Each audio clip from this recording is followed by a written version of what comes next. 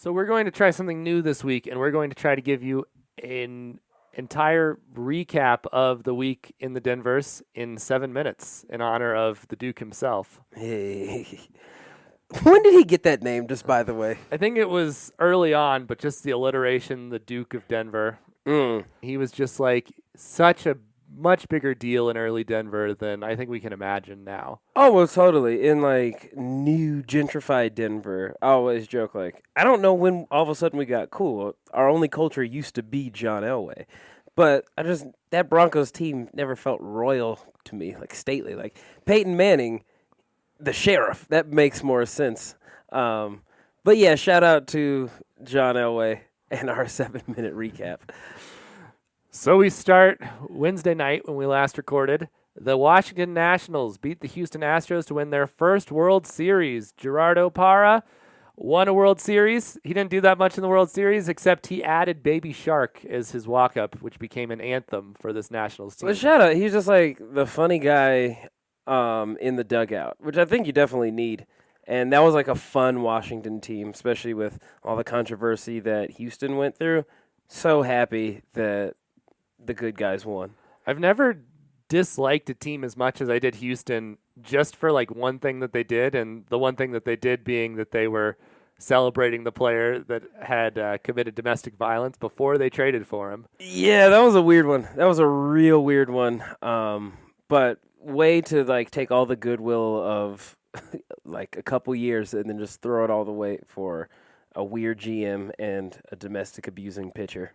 The other weird thing about this was the DC Nationals players went as crazy as the Capitals players did when they won the Stanley Cup. There were crazy parties in the locker room. Ovechkin jumped on some other player who had his shirt off in the locker room. Clearly, if DC players behaved like politicians and politicians behaved like DC players, we would have no politicians left, even in as bad as politics are today. And also, very pointless thing that I just realized. 3 out of the 4 DC teams have the same colors. And actually the Wizards kind of suck. But I think the Redskins should change their name and wear red, white, and blue colors, and maybe they'll have better fortunes like the Capitals and Nationals. I like Washington red, white, and blue. If we had to say that every time, that'd be something. The red, white, and blue. Old glories. Halloween was scary for the Nuggets. Lost to the Pelicans, 122-107. Malone blew up. Really, the team just looked awful. Yeah. I think as a young team who knows that they're good, they had you can still get punched in the mouth type game. But it was just so lethargic, especially with Zion out. This was a nationally televised game that normally wouldn't be. And the Nuggets, really stunk it up for actually, I don't know anyone on Halloween night who was watching basketball anyway, so maybe they got to fail in relative anonymity. But yeah, that was a 2-game skid that they had with the Dallas game that we went to go watch, which I thought they could lose. Definitely didn't even think about them getting whooped by the Pelicans, but sure did. On Friday, Joe Flacco headed to the IR, likely ending his Denver Broncos career. So thanks for your service, Joe Flacco. We hardly knew thee. Taylor Hall, the New Jersey Devil, was in an interview where he said he was tired of being booed by his own fans, which opened the door up for the Avalanche to maybe trade for him. He won the MVP over McKinnon 2 years ago. And that would be great because the Avs went on to lose that night to the Stars at home and then the next night to the Coyotes 3-0. It gets worse for the Avs. We'll get to that. On Saturday, the Nuggets beat the Magic 91-87. Murray and Jokic finally came to life. Yeah, they both looked good at the same time. Jokic hit a crazy last second in the shot clock shot over the other Nikola on the floor, which is good to see our boys get some highlight plays. The Buffs lost to UCLA 31-14. They were down early and often. It might be the end of the Montez era. He's got 3 more games. They're still probably going to play him, but maybe they shouldn't. Yeah, that was a fun start to the season that has thus far petered out. We do have good Buffs news coming up, though. They would need to win their last 3 games to make a bowl game, starting this week against Stanford and then against Washington and Utah. On Sunday, The Broncos, led by Brandon Allen, beat the Browns 24-19. Allen was a classic game-managing quarterback. Yeah. Well, I mean, shout out to Brendan Allen because I don't think either of us could have named him last week at this time. We could not. So just random kind of bizarro world. Paxton Lynch played a solid game, although it was pointed out that he never threw to the left side of the field, which now that there's a bit of footage on him not throwing to the left side of the field, the Vikings defense after the bye week probably should exploit that somewhat. But somehow the Cleveland defense never realized that. No, dude, and sorry, we're going over 7 minutes now. Noah Fant, the tight end the rookie tight end, first rounder, put up one hell of a show with like a huge run.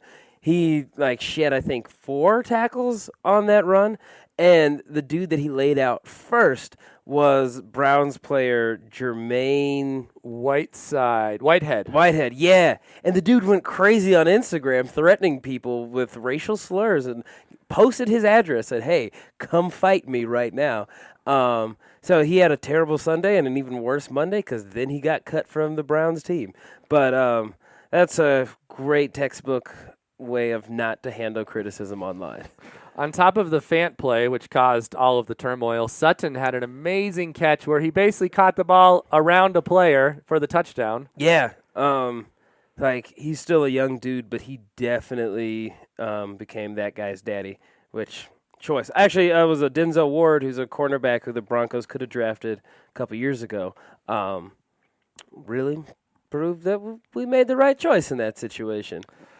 Also, Philip Lindsay had a direct snap to win the game where instead of just running it with a handoff, they did a direct snap. I've got to say that was Rick Scangarella's best called game on the offense. And if you're Joe Flacco, you just have to be a little furious because they had all of the creativity that they hadn't had for the first 7 weeks of the year. Well, I mean, just because Joe Flacco's offense looks super lethargic. And we haven't seen enough from Scangarello yet to say that he's a great offensive coordinator or a bad one, but that offense certainly looked more energized with Brandon Allen, who I didn't know existed, and hopefully would love to see him carry the reins for the rest of the year if possible. I know some people want to see Drew Lock, but I think you want to see Drew Lock. I didn't care about Drew Lock when we drafted him. I was just like, that's a smart pickup in the second round. But I think we've got Broncos talk later. So, yeah. The other thing that happened, which is exactly what I told you wanted to happen, was that Baker Mayfield had an incident, which was what I said before the game. I want Baker Mayfield to have an incident. And he had like 4 incidences, including 3 different kinds of facial hair, and including a mustache that he wore with a trench coat to his post-game press conference. It wasn't a blow-up, but he had a 24-hour meme where it was just like a picture of him in a trench coat before the season looking dapper, and then it looked like that he got kicked out of a Burger King bathroom during the post-game conference. Yeah. Sorry, dude. It's nice that Denver was able to cause some turmoil for someone else for a change. On Monday night, a cat ran onto the field during Monday Night Football. Exciting, yes. Turned the luck, and Dallas somehow won because of it.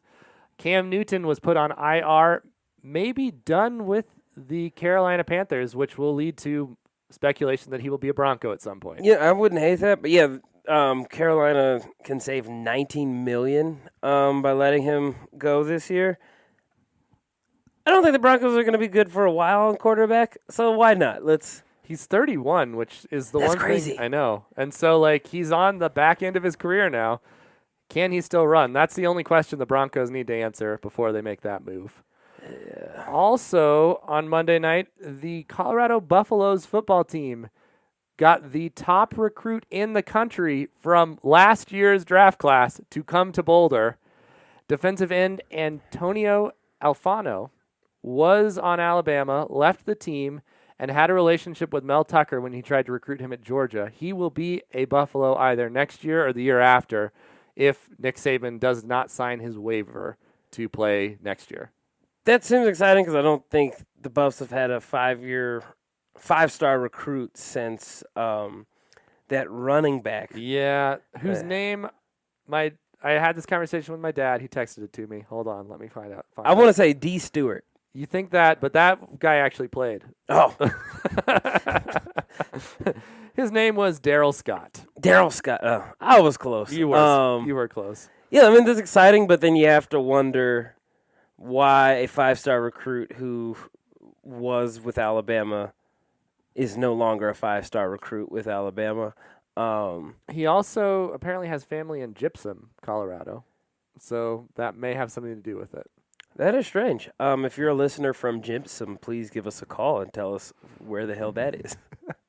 And then we come to Tuesday night. The Nuggets came alive and beat the Miami Heat decisively. Oh, the first full game that the Nuggets have played this season, a quality blowout.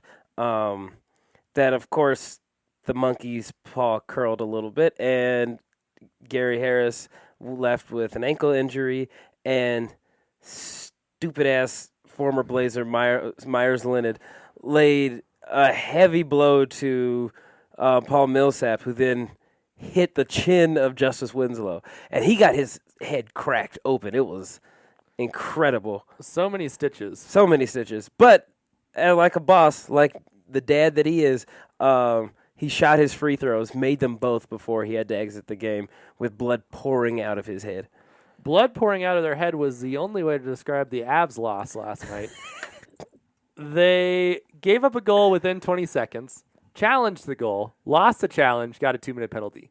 Then later in the game, still down because they only scored one goal in this game. They lost 3-1. The 3-1 goal, they challenged again for a broken stick, which it turned out was not challengeable. But the NHL, in all of their wisdom, still gave them the 4-minute penalty that you now get for losing 2 challenges in a night. Whoa. And they lost. They killed all the penalties, but other than that, they looked just atrocious. They've lost 5 in a row, and we will definitely talk about them later on. Oh, that hurts so bad. And finally, early this morning, Proposition DD passed in Colorado on election night, which means that we will have legal sports gambling in May of 2020. May of 2020. So right in time to put a bunch of money on a Nuggets championship. Yes, right in the middle of the playoff run, we can put it in there. And the Rockies. Early season, we'll be able to still get those World Series bets in. Well, I would say if you're doing heavy betting on the Rockies at any point, but especially early in the season, that you might want to check online about gambling addiction as well. I feel that's a very niche. Or only bet against them. Or only that's a smart call. That is the only Rockies talk we're going to have. That was not anywhere close to 7 minutes. We did not set a timer. We did everything wrong, but we tried. That's Denverse sports in a nutshell. All right. Oh, I forgot the last part of this. Coming up this week, Nuggets, Sixers Friday at the Pepsi Center. They also play the Timberwolves on Sunday and the Hawks at home on Tuesday, so 1 win. The Broncos are on a bye.